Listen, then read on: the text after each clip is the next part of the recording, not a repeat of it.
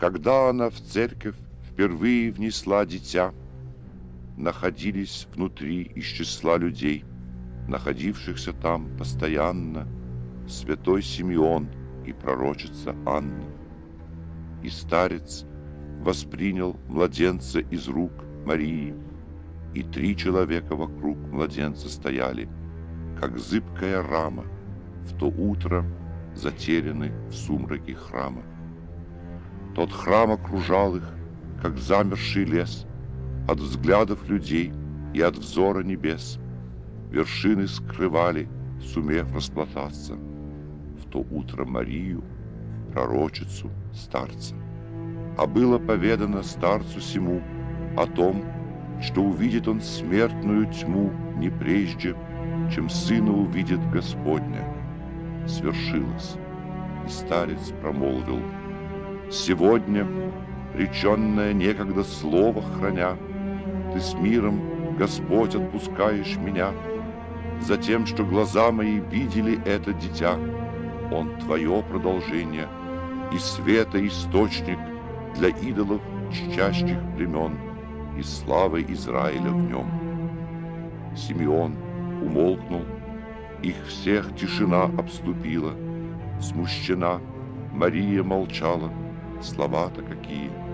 И старец сказал, повернувшись к Марии: «В лежащем сейчас на раменах твоих падение одних, возвышение других, предмет пререканий и повод к раздорам, и тем же, Мария, оружием которым терзаема плоть его, будет твоя душа ранена.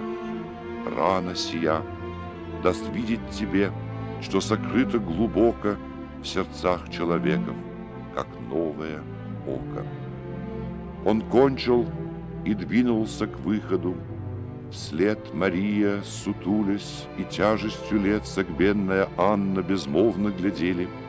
Он шел, уменьшаясь в значении и в теле для 2 этих женщин под сенью колонн.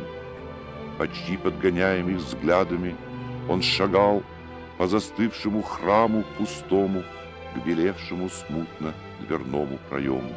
И дверь приближалась, одежд и чела уж ветер коснулся, а в уши упрямо врывался шум жизни за стенами храма.